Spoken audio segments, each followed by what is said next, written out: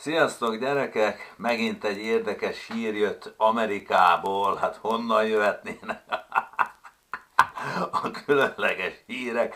Észak-Karolina államban, Észak-Karolinában egy négysávos országúton egy család mesztelenül sétált, az anyuka 2 éves kis, vagy mit tudom én, 4 éves kislányt mesztelenül húzta maga mögött, karján egy 2 éves kisfiú, és talán a férj is ott volt, és hát az autósok ott meglepetten reagáltak rá, hogy mit keresnek ők mesztelenül.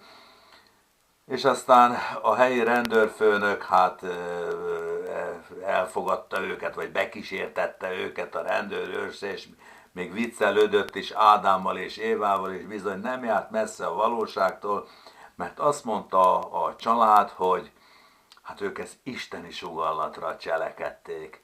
És hát némi iróniával, vagy némi malíciával azzal fejeződik be a cikk, hogy pszichiátriára szállították őket, és a családgondozók vették át a gyerekek felügyeletét, mert hát ugye micsoda rettenetes dolog.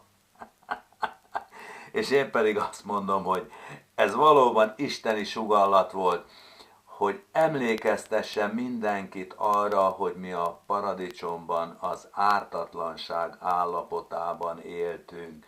Ugye Ádámot és Évát emlegette a rendőrparancsnok ösztönösen, nagyon okosan, és ők az ártatlanság állapotában éltek egészen addig, míg nem ettek a jó és a rossz megkülönböztetésének a fájáról.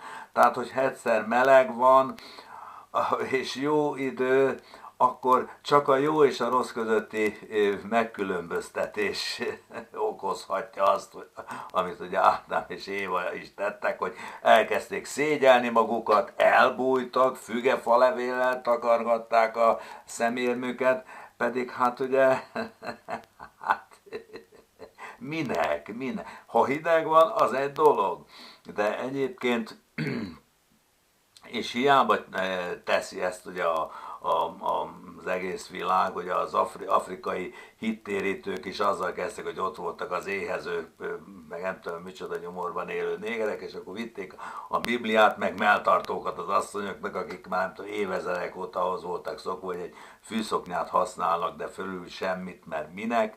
Náluk az nem jelent szégyent, és akkor elkezdték magyarázni, beléjük ültetni az ősbűnt, hogy hát takarjátok el a kebleiteket, és ugye melltartókat viseltek az asszonyok, és hát szabályszerűen nevetségesen néztek ki.